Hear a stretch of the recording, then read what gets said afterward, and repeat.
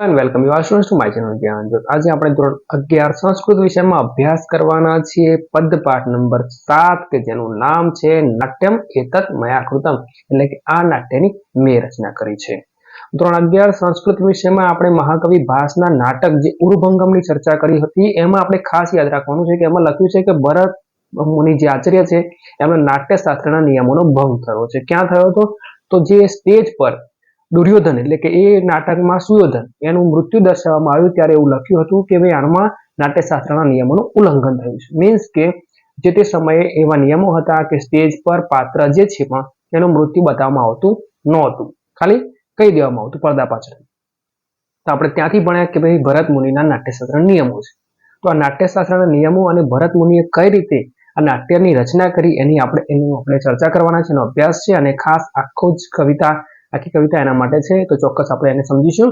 ખાસ વિદ્યાર્થી મિત્રો, આપણી ચેનલ જે જ્ઞાન જ્યોત છે એના પર ઇંગ્લિશ અને સંસ્કૃત વિષયના લગભગ 450 વિડીયો અપલોડ કરેલા છે, એનો યુઝ કરશો।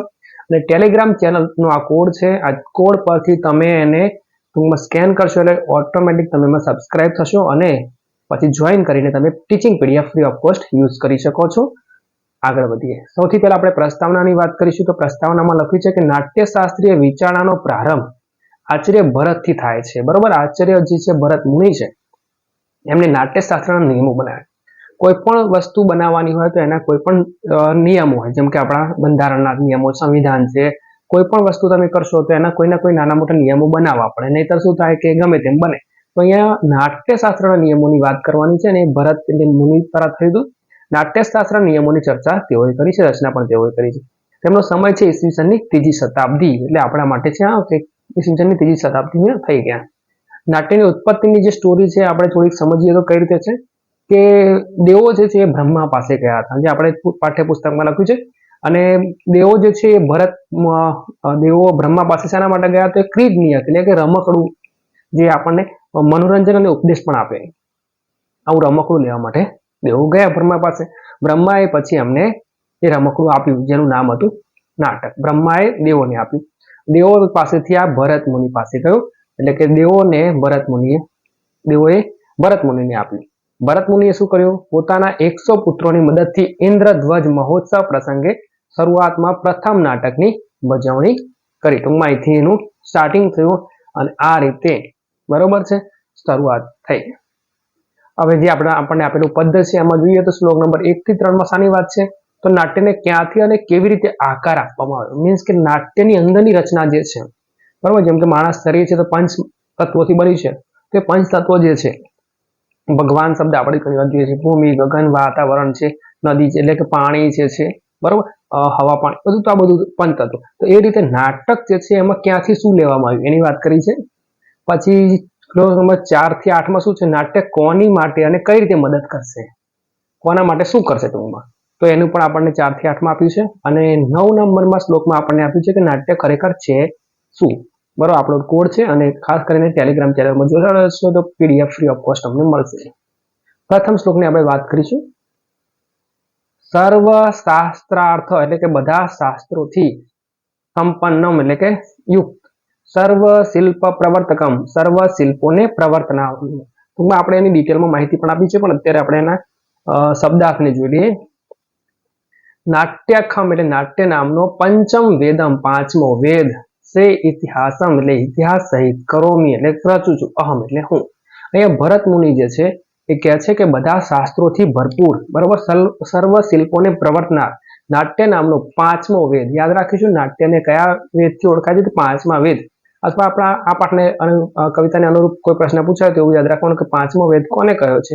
તો નાટકને કહ્યો છે। આમ તો મહાભારતને પણ કહે છે, પણ આપણે અત્યારે આ સિલેબસ પ્રમાણે આને યાદ રાખવાનું છે।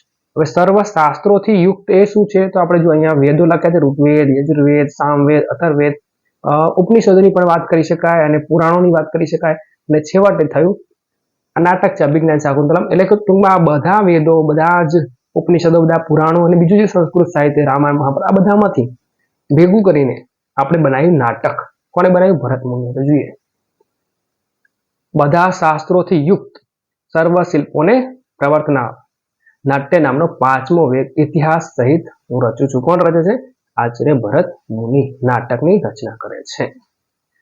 જો આ રીતે એવમ એટલે એમ સંકલ્પ્ય એટલે કે સંકલ્પ કરીને ભગવાન એટલે ભગવાન સર્વ વેદાનનું એટલે કે સર્વ વેદોને સ્મરણમ એટલે યાદ કરે એમને યાદ કરતા કરતા એટલે કે કયા વેદમાંથી શું લઈ શકાય કોઈ પણ નવી વસ્તુ બનાવી હોય તો આપણે શું કરવું પડે જૂના અનુભવો જૂનું કે વસ્તુ ક્યાંકથી મળે અને આપણે થોડું પ્લસ માઇનસ કરીએ એડિશન કરીએ ભાઈ એડિટિંગ કરીએ કંઈક ઉમેરો કરીએ અને આ રીતે બને તો એ રીતે એમને બધા વેદોને યાદ કરે નાટ્ય વેદમ નાટ્યરૂપી વેદ તત એટલે કે પછી ચક્રે એટલે રચ્યું હવે આગળ શું કહે છે ચતુર્વેદ અંગ સંભવમ 4 વેદ અને તેમના 6 અંગોમાંથી ઉત્પન્ન થયેલો આચાર્ય ભરત મુનિએ શું કર્યું પહેલા સંકલ્પ કર્યો અને 4 વેદોને યાદ કરે અને એ વેદોમાંથી 4 વેદો અને એના જે 6 અંગો છે એમાંથી જે વસ્તુ લઈ શકાય હોય એને ભેગું કરીને નાટકની રચના કરી આપણે જોઈ રહ્યા છીએ આ ભરત મુનિ છે એક ઇમેજ છે કોઈ પણ ઋષિની છે તો એમને નાટકની રચનાની શરૂઆત કરી હવે 4 વેદ કયા અને 6 અંગો કયા એ આપણે ધોરણ 12 માં આવે છે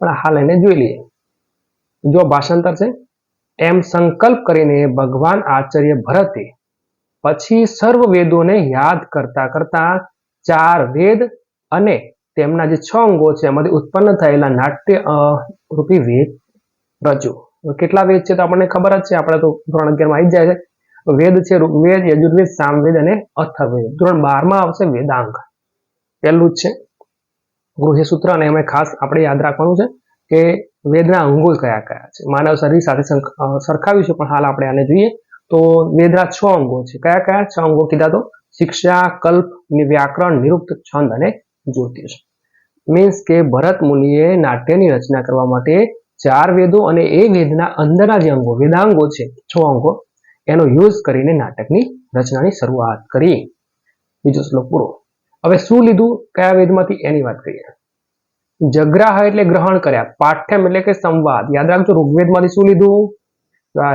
ઋગ્વેદાત એટલે ઋગ્વેદમાંથી આ પ્રશ્ન આ રીતે પૂછી શકાય કયા વેદમાંથી શું લીધું તો ઋગ્વેદમાંથી શું લીધું સંવાદ ડાયલોગ્સ રામાયણમાં ડાયલોગ છે મહાભારતમાં ડાયલોગ છે ગીતામાં આપણને ખબર છે કૃષ્ણ અર્જુન વચ્ચેનો ડાયલોગ છે સંવાદો છે આવા ક્યાંકથી સંવાદો બરાબર ધોરણ 12 માં આપણે યક્ષ યુધિષ્ઠિર સંવાદ પાંચમું પદ છે તો એ રીતે શું છે સંવાદ લીધા બરોબર છે સામભ્યો એટલે કે સામવેદમાંથી શું લીધું ગીતમેવ ચ એટલે અને સામવેદમાંથી શું લીધું બરાબર કયા વેદમાંથી શું લીધું તો ઋગ્વેદમાંથી સંવાદ લીધા ડાયલોગ્સ લીધા સામવેદમાંથી ગીત લીધું કારણ કે કોઈ નાટકની રચના કરી તમે આજે નાટ્ય એટલે ડ્રામા પિક્ચર મૂવી તો એમાં તમે જોઈ શકો સંવાદ હોય હીરો હિરોઈન હોય કે વિલન હોય એનો સંવાદ હોય પછી ગીતો પણ આપણે જોઈએ છીએ બરાબર નવા નવા ગીતો જે પણ આવતા હશે તો ગીતો હોય છે પછી આગળ શું કહે છે યજુર્વેદાત યજુર્વેદમાં શું લીધું અભિનયાન એટલે અભિનયો યજુર્વેદમાંથી અભિનય લીધું એક્ટિંગ જે છે બરોબર છે એક્ટિંગની શરૂઆત ક્યાંથી થઈ તો ક્યાંથી યજુર્વેદમાંથી લીધું અને રસાન રસોને લીધા રસો ક્યાંથી લીધા અથર્વાણ અપી એટલે અથર્વવેદમાંથી લીધા જો યજુર્વેદમાંથી ગીત સામવેદમાંથી અભિનય અને ઓકે થોડી ભૂલ થઈ ગઈ છે સામવેદમાંથી ગીત આવશે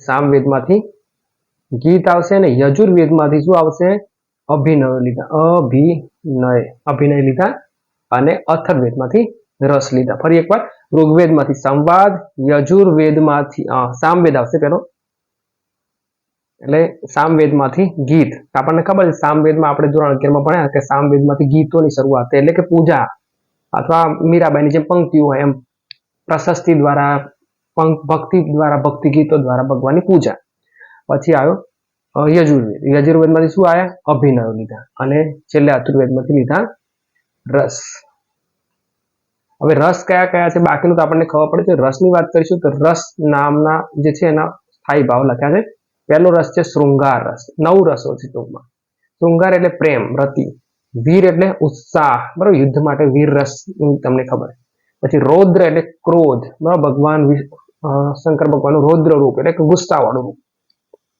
વિભત્સ એટલે જુગુત્સા અથવા ધૃણા બરોબર છે અદ્ભુત એટલે વિસ્મય સરપ્રાઇઝ એલિમેન્ટ વંડર શાંત બરાબર શાંત રસ હોય એકદમ શાંત હાસ્ય એટલે કોમેડી બરોબર છે હાસ્ય રસ ભયાનક એટલે ભય ઉત્પન્ન કરે હોરર મૂવીઝ હોય કરુણ એટલે શોક દુઃખની લાગણી આપણે અમુક પિક્ચર જોઈએ એટલે આપણને દુઃખની લાગણી થાય ફિલિંગ્સ થઈ જાય તો આ પ્રકારના 9 રસો છે એ ક્યાંથી લીધા છેલ્લા વેદમાંથી કયા વેદમાંથી અથર્વવેદમાંથી રસ લીધા આમાંથી એક પ્રશ્ન પૂછી શકાય કયા વેદમાંથી શું લીધું તો ફરી એકવાર ઋગ્વેદમાંથી સંવાદ સામવેદમાંથી ગીત યજુર્વેદમાંથી અભિનય અને અથર્વવેદમાંથી રસ લીધા. નીચે થોડું ભૂલો છે આપણે સુધારી દઈશું અને ટીચિંગ પીડીએફમાં સુધારો આવી જશે.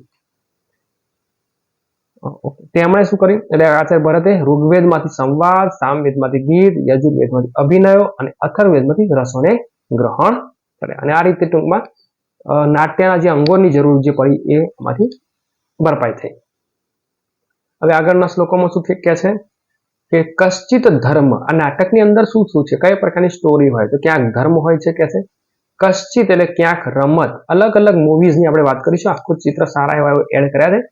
કશ્ચિત અર્થ ક્યાંક પૈસાની વાત કરી છે. કશ્ચિત સમ એટલે શાંતિ, અલગ અલગ નાટકના થીમ જે છે, જેમ કે કોઈ નાટકનો થીમ હોય ધર્મ હોય, ભગવાનની ભક્તિની વાત હોય, ક્યાંક રમતની વાત હોય, સ્પોર્ટની વાત હોય, હવે ચક દે ઇન્ડિયા હોય કે ક્રિકેટને લગતો હોય, MS ધોની હોય, સચિન તેંડુલકરને લગતો કોઈ પાઠ હોય, પિક્ચર હોય, મૂવીઝ હોય, ક્યાંક ફક્ત પૈસાની વાત હોય, પૈસા પૈસા કરતી હે ટૂંકમાં આખું પિક્ચર પૈસા ઉપર જ હોય, થોડા ચિત્ર એડ કર્યા છે. અને ક્યાંક શાંતિની વાત હોય, વિશ્વ શાંતિની વાત હોય. કશ્ચિત હાસ્ય, હાસ્ય એટલે કોમેડી, એવું નાટક હોય જેમાં કોમેડી ભરપૂર હોય. કશ્ચિત યુદ્ધ એટલે એવું નાટક હોય જેમાં યુદ્ધની જ વાત હોય, બોર્ડર પિક્ચર છે, ફાઇટિંગ કરવાની. કશ્ચિત કામ, કામ એટલે ઈચ્છાઓ, અલગ અલગ પ્રકારની ઈચ્છાઓ હોઈ શકે છે, બરોબર. કશ્ચિત અને કશ્ચિત વધ અને એક એવું નાટક હોય કે જેમાં ખાલી વિલનનો વધની વાત હોય, ગજની પિક્ચરમાં છે કદાચ, એવા બીજા પણ ઘણા બધા પિક્ચર હોય. તો જોઈએ સરળતાથી આપણે ચિત્ર સમજીએ.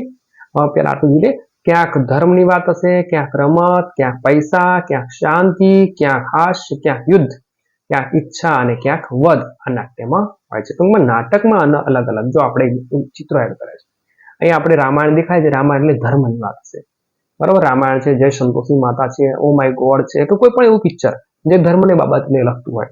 પછી છે અહીંયા આપણને સ્પોર્ટ એટલે કે ક્રીડા, રમત, ચક દે ઇન્ડિયા છે, બરોબર. જે પણ ક્રિકેટને લગતા હોય, વોલીબોલ, ફૂટબોલને લગતું કોઈ પિક્ચર બન્યું હોય, સ્પોર્ટને લગતું હોય તો એ. પછી પૈસા, લખી ભાસ્કર, બરોબર. તેને ખબર છે ગરીબ હતો પછી કઈ રીતે બધું પૈસા ટાર્ગેટ હોય, મેઇન પિક્ચરનો મેઇન થીમ શેના ફરતે હોય, પૈસા.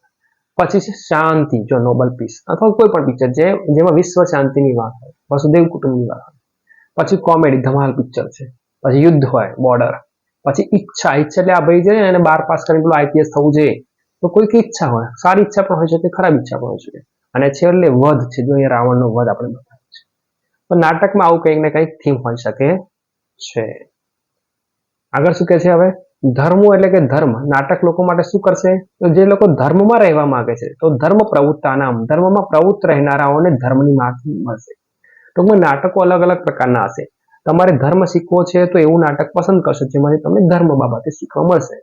પછી કામ, કામો પછી નામ એટલે કે જેની ઈચ્છા છે એને ઈચ્છાઓ પૂર્તિ થશે, બરોબર. અમુક પિક્ચર જોઈને આપણને પૈસા કમાવાની ઈચ્છા થઈ જાય અથવા બીજા કોઈ પ્રકારની સારી ખરાબ ઈચ્છાઓ થાય, તો નાટકની અંદર આવી બધી આવા બધા થીમ પણ હોઈ શકે છે. પછી નિગ્રહો દુર્વિનિતાનામ એટલે કે ખરાબ, સંયમ વર્તનાર જે છે એમને ખરાબ કામ કરનારને સંયમ શીખવા મળે. ઘણી વાર એવું કોઈ પિક્ચર જોઈ લઈએ આપણે જે આપણા માટે કુટેવ હોય, જેમ કે હમણાં મસ્ત સારું એવું પિક્ચર લાલો પિક્ચર હોય, એમાં વ્યસનની વાત કરી, ખાસ તો વ્યસન મને ગમ્યું કે દારૂ હોય કે તમાકુનું જે વ્યસન હતું એમાંથી જો ના કર્યું હોત એને બધી ના પહોંચ્યું હોત તો બિચારો સારી રીતે જીવી શકે. તો આવું પિક્ચર જોયા પછી આપણને થાય કે સંયમ વર્તવું જોઈએ, તો એ છે. અને આગળ શું છે, વિનિતાનામ દમ ક્રિયા, અને જે લોકો વિનયપૂર્વક વર્તે છે એને હજુ પણ વધારે સારું, શ્રેષ્ઠ એટલે કે ઇન્દ્રિયો પર કાબુ, સંયમ કરવાનો પ્રયત્ન કરે છે પણ એ 100% સંયમ કરી શકે, દમન કરી શકે, ઇન્દ્રિયો પર કાબુ મેળવી શકે, ઈચ્છા જ ના થાય, એવું પણ નાટકમાંથી શીખવા મળે છે. જો આપણે ધર્મ માટે જય સંતોષીમાં પિક્ચર રાખ્યું છે, ઈચ્છા માટે છે 12th ફેલ, અને સંયમ માટે ગૌતમ બુદ્ધની વાત કરી છે, અને ઇન્દ્રિય નિગ્રહ જે છે દમન કરવાની ક્રિયા, બરોબર. ધર્મમાં પ્રવૃત્ત રહેનારાઓને ધર્મ મળશે. નાટકમાંથી કોને શું મળશે એની આપણે વાત કરી રહ્યા છીએ. તો જે લોકો ધર્મ શીખવા માંગે છે એને ધર્મ મળશે. કોઈને કઈક ઈચ્છા છે, IPS થવું છે, કલેક્ટર થવું છે, કોઈ બીજું કંઈક કરવું છે એને લાઈફમાં, તો એને એની ઈચ્છા પ્રમાણેનું એમાંથી શીખવા મળશે. ખરાબ વર્તન કરનારાઓને સંયમ શીખવા મળશે. અને જે લોકો ઓલરેડી વિનયથી કામ કરે છે, બરોબર, હજુ પ્રયત્ન કરી રહ્યા છે, એને દમન કરવાની ક્રિયા મળશે. દમન કરવાની ક્રિયા નાટ્યમાંથી શીખવા મળશે હોય છે ટૂંકમાં. પછી નાટકમાં બીજું શું હોય છે, નાના ભવો પસંદ એટલે કે વિવિધ ભાવોથી યુક્ત હોય છે. ભાવો એટલે ઇમોશન્સ, જો અહીંયા આપણે ઇમેજ એડ કરી છે, હેપી હોય, સેડ હોય, tired, scared, angry, nervous, shy, excited, bored, silly, worried અને સિક. હેપી એટલે ખુશી, આનંદ, ઉદાસ સેડ, ટાયર્ડ એટલે થાકેલો, સ્કેર્ડ એટલે ડરેલો, એંગ્રી એટલે ગુસ્સાવાળો, નર્વસ એટલે ઉદાસ, શાય એટલે શરમાળ, એક્સાઇટ એટલે ઉત્સાહિત, બોર્ડ એટલે કંટાળાજનક, સિલી એટલે મૂર્ખ, વર્ડ એટલે ચિંતિત અને સિક એટલે બીમાર. આ અલગ અલગ ભાવો છે, આપણા ઇમોશન્સ છે. તો નાટકમાં આવા બધા ઇમોશન્સ આપણને શીખવા મળે છે. બરાબર. કોઈ પણ પેથોસ કરુણાનો ભાવ આવે, બરાબર છે. તો સીતાનું અપહરણ થાય કે સીતા અશોક વાટિકા મરે તો આપણે એને જોઈને ફિલિંગ્સ થાય છે. તો એ ભાવો જે છે એ ભાવો આ નાટકમાંથી આપણને શીખવા મળે છે. ઇમોશન્સ ઘણી વાર આપણે પિક્ચર જોતા હોય, ક્રિકેટ જોતા હોય, અર્ધમાં આપણે ઇન્ટરવલ પહેલા આમ ટ્વિસ્ટ આવી જાય, બરાબર. પેલું ડ્રોન કેમેરાથી ખબર પડે કે પેલો ભાઈ તો ગળા પાછો ખાઈને મરી ગયો છે અને એટલામાં પેલો પછી દોડે બાય એક્ટિવા સ્કૂટર લઈને જાય અને બધું કરે. શું થાય, એક ઇમોશન્સ આપણામાં જાગી જાય છે. તો એ છે ભાવો. નાના અવસ્થામ અંતરાત્મકમ એટલે કે વિવિધ અવસ્થાઓ અંતરમાં ધરાવવાનું. અરે અવસ્થાઓ એટલે માનવ જીવનની અવસ્થાની વાત કરીએ તો જન્મથી મૃત્યુ આપણે એડ કર્યા છે. જુઓ, વિવિધ અવસ્થાઓ. આ ઉપરાંત પણ ઘણી બધી અવસ્થાઓ હોય છે. ક્યારેક આનંદની અવસ્થા હોય, ખરાબ અવસ્થા હોય, દુઃખની અવસ્થા હોય, પરિસ્થિતિ ખરાબ હોય, બરોબર, આપત્તિ હોય, ક્યાંક વિપત્તિ હોય, બરોબર છે. અથવા કોઈ સારું કામ પણ આપણે કરી શકીએ. તો આ બધી પણ એક પ્રકારની અવસ્થાઓ છે. પછી નાટક શું કરશે? લોકવૃત્તા અનુકરણમ, લોકોના આચરણનું અનુકરણ કરનારું બનશે. આજકાલ પણ જે પિક્ચર મૂવી બને છે, નાટકો બને છે, એ મોટા ભાગે કેવા બને છે? આજની થીમ પર બને છે. આજના લોકોને કયા પ્રકારનું નાટક ગમશે, બરોબર. બહુ જ એવું ધાર્મિક નાટક હોય તો લગભગ એટલું બધું સફળ થતું નથી, કારણ કે લોકોને બહુ રસ નહીં પડતો એમાં. પણ આજના લોકોને, આજના યુવા પેઢીને ગમે એવું રોમેન્ટિક પિક્ચર હોય તો સૈયારામ લોકો જોવા જતા રહે. તો કહેવાનો મતલબ છે કે આજના લોકો એટલે કે લોકોનું આચરણ કરનારું આ મૂવી બનશે, નાટક બનશે. નાટ્યમ એતત મયાકૃતમ, આ નાટ્યની મેં રચના કરી છે. શું હશે? વિવિધ ભાવોથી યુક્ત હશે, વિવિધ અવસ્થાઓ હશે અને લોકોના આચરણનું અનુકરણ કરનારું આ નાટક હશે કે છે. બરોબર. જુઓ, વિવિધ ભાવોથી યુક્ત, વિવિધ અવસ્થાઓ અંતરમાં ધરાવનારું અને લોકોના આચરણનું અનુકરણ કરનારું આ નાટ્ય મેં રચ્યું. એ કોણે રચ્યું છે? આચાર્ય ભરત મુનિએ રચ્યું છે. હવે નાટકથી લાભ પણ થશે. પરીક્ષામાં એ પણ પૂછાશે કે આ નાટક કોના માટે શું કરશે. તો જુઓ, દુખાવતા નામ એટલે કે જે લોકો દુઃખથી પીડાયેલા છે, બહુ જ ટેન્શનમાં હોય, બરોબર, મનોરંજન છે. નાટકનો એક મતલબ એ પણ છે કે નાટકથી આપણને માઇન્ડ ફ્રેશ થઈ જાય, બરોબર છે. પછી શ્રમાતા નામ એટલે મહેનત કરી થાકેલાઓ જે લોકો છે, બરોબર. પહેલાના જમાનામાં શું, ગામમાં લોકો બહુ થાકે, ક્યારે તો મોબાઈલ ટીવી બધું કશું નહીં, એટલે ગામમાં ભવાઈ આવે, એટલે સાંજે રાત્રે બિચારા ભવાઈ જોવા જાય એટલે આખા દિવસનું થાક ઉતરી જાય. તો જે લોકો થાકેલા છે એના માટે નાટક શું કરશે? એમના માટે શાંતિ, ટૂંકમાં અમને આરામ અપાવશે. શોકાર્તા નામ એટલે કે શોકથી પીડા પામેલા જે છે, બરોબર છે, દુઃખી થઈ ગયા છે, કોઈ કારણસર શોક પડી ગયો છે, કોઈનું એક્સપાયર થઈ, કોઈ મૃત્યુ થઈ અને એના લીધે એમને આઘાત લાગ્યો છે, તો નાટક સમજાવશે કે ભાઈ જાતશે હિ ધ્રુવ મૃત્યુ, જન્મેલાનું મૃત્યુ નક્કી છે. તો વાસ્તવિકતા સમજાવશે અને એ રીતે એનામાં એક ફેરફાર આવશે, શોકમાંથી મુક્ત થશે. તપસ્વી નામ એટલે બિચારા જે લોકો છે, મહેનત કરનારા બિચારા લોકો છે, એને બધાને શું આપશે? વિશ્રાંતિ જનનમ, વિશ્રાંતિ આપનાર થશે. દુઃખી હશે, મહેનત કરીને થાકેલા હશે, શોકથી પીડાયેલા હશે, બિચારા સૌને વિશ્રાંતિ આપનાર થશે. ક્યારે? કાલે, એટલે યોગ્ય સમય. કોણ આપશે આ બધું? નાટ્યમ એતત ભવિષ્યતિ, ભવિષ્ય એટલે થશે. આ નાટક એવું થશે. શું કરશે? આગળ જોજો, અહીંયા દેખાય ભાઈ દુઃખથી પીડાયેલો હોય, અમે બોર થયો, થાકી ગયો હોય ને એ બધાને આરામ આપશે. ટૂંકમાં આ રીતે જોઈએ ફરી એકવાર કે આ નાટ્ય દુઃખથી પીડાયેલાઓને, મહેનત કરી થાકેલાઓને, શોકથી પીડા પામેલા બિચારાઓને બધાને શું આપશે ભાઈ? શાંતિ આપશે. ટેન્શનમાં હોય, થાકેલા પાકેલા હોય, બીમાર હોય બિચારા, શોકથી બધાને આરામ આપશે. જો આ ભાઈ આરામ કરી રહ્યો છે. આગળ શું કહે છે? ધર્મ્ય એટલે ધર્મને, યશસ્ય એટલે કે કીર્તિને, આયુષ્યમ એટલે આયુષ્યને, હિતમ એટલે હિતને, બુદ્ધિમ એટલે બુદ્ધિને, વિવર્ધનમ વધારનાર. આ નાટકથી શું વધશે? પિક્ચર જોવાથી આપણને ઘણા બધા ફાયદા થશે. આપણે ધાર્મિક બનવા માંગીએ છીએ તો ધર્મ શીખવાશે, આપણા કીર્તિ યશને ફેલાવશે, આયુષ્યમાં વધારો કરશે, હિતને આપશે, હિત એટલે કલ્યાણ, બુદ્ધિને વધારનારું આ થશે નાટક. લોકોપદેશ જનનમ, લોકોને ઉપદેશ આપનારું થશે, બરાબર. આજે જે પિક્ચરો છે આપણા માટે કદાચ એટલા બધા ઉપદેશદાયક નહીં હોતા, પણ જે પહેલાના નાટકો હતા એ લોકોને કંઈક ને કંઈક શીખવાડતા. એમાંથી આપણને ધર્મ શીખવા મળે, આપણી બુદ્ધિમાં વધારો થાય, આપણું આયુષ્ય વધે, આપણી કીર્તિ વધે, એવા કંઈક પોઝિટિવ વિચારો આવે. મહાત્મા ગાંધીએ 2 પુસ્તકો વાંચ્યા, સત્યવાદી રાજા હરિશ્ચંદ્ર અને લિયો ટોલ્સ્ટોયનું અનટુ ધી લાસ્ટ, બરોબર, અત્યોદય. અને એમાંથી શીખ્યા કે ભાઈ સત્ય બોલવું જોઈએ, અથવા લિયો ટોલ્સ્ટોયમાંથી શીખ્યા ગરીબો માટે કંઈક કરવું જોઈએ. તો આવા કંઈક નાટકોમાંથી ક્યાંક ને કોકને સ્પાર્ક થઈ જાય, કોકને કીક વાગે અને સ્ટાર્ટ કરે, કંઈક લાઈફમાં કંઈક અદ્ભુત કરી નાખે. તો એ બધું ક્યાંથી થશે? બધું નાટક જોઈને થશે કે છે. કાલે એટલે કે સમયે, નાટ્યમ એ ભવિષ્યથી આ બધું થશે, બરોબર. આ નાટક આવું કરશે. ટૂંકમાં નાટકમાંથી સમાજને, સંસારના લોકોને, જે લોકો કંઈક કરવા માંગે છે એને આ બધી પ્રેરણા સ્ત્રોત એમાંથી મળશે. બરાબર. ધર્મની વાત કરી છે અને ખાસ સર્વધર્મ સંભાવ તરફ આપણે સૌએ જવાનું છે, કારણ કે પરમાત્માએ બધાનું નિર્માણ કર્યું છે, બરોબર. ગમે તે ધર્મ હોય એ સૌ બધા જ ધર્મનું ભગવાને જ નિર્માણ કર્યું છે. આપણા શરીરના 2 હાથ અલગ છે, એક આંગળી અલગ છે અને ફિંગરપ્રિન્ટ અલગ છે. તો ભગવાને જે પણ નિર્માણ કર્યું છે બધું અલગ અલગ જ છે, પણ છેવટે તો એક માત્ર છે. એનો પણ જન્મ થાય છે, આપણો પણ થયો છે, આપણે પણ મરવાના છે, એ પણ મરવાના છે. ધર્મ અલગ હોઈ શકે છે, વિચારો અલગ હોઈ શકે છે, પણ સૌથી ઇમ્પોર્ટન્ટ જે છે એ મનુષ્યતા છે, માનવ. બરોબર. હું માનવી માનવ થાવ તો એ ઘણું. પહેલા વિચારો સારા હોવા જોઈએ, પછી તમે કયા ધર્મને ફોલો કરો છો એ સેકન્ડરી વસ્તુ થઈ જાય છે. સામે વ્યક્તિ બીમાર છે, એની તમારે સેવા કરવાની છે, દયા કરવાની છે, એ મેન છે. પછી કયા ધર્મનો છે એ બધું નથી એમાં જરૂરી હોતું, બરોબર છે. પ્રાણી પ્રત્યે દયા અને મનુષ્ય પ્રત્યે દયા, જીવ પ્રત્યે દયા, વૃક્ષો પ્રત્યે દયા, આ જ માનવતા છે. બાકી બધા ધર્મ જેમાં જો એના વિરુદ્ધમાં જતા હોય તો હું માનું છું કે કોઈ ધર્મ એમાં એ યોગ્ય નથી. નાટ્ય શું કરશે? ધર્મને, કીર્તિને, આયુષ્યને હિતકારક થશે, બુદ્ધિને વધારનારું થશે. આ નાટકમાંથી ઘણું બધું શીખવા મળશે કે છે. ધર્મ શીખવા મળશે, તમારી કીર્તિ ફેલાશે. જેમ કે કોઈ રાજા વિશે પર નાટક બની ગયું છે તો રાજાનો પ્રચાર પ્રસાર થશે, એની કીર્તિ ફેલાશે, બરોબર. સત્યવતી હરિશ્ચંદ્રનું નાટક ગામે ગામ ફેલાય, બરોબર, ભજાય તો એમની કીર્તિ ફેલાશે, એમનું આયુષ્ય વધશે, હિતકારક થશે અને બુદ્ધિને વધારનારું થશે અને લોકોને ખાસ ઉપદેશ આપનારું આ નાટક થશે. ઉપદેશ આપણે લેવો પડે પછી એમાંથી, બરોબર. માણસે એમાંથી ઘણું બધું શીખવાનું હોય છે, પણ માણસ આજના પિક્ચરો શું મોટા ભાગે જોવા લાયક, એટલે જો એને માણસ ખુશ થાય, ઇન્દ્રિય સુખ મળે, પણ જે માનસિક ખરેખર જે પ્રેરણા, ઉપદેશ મળવું જોઈએ, મોટિવેશન મળવું જોઈએ, એવું કશું મળતું નથી.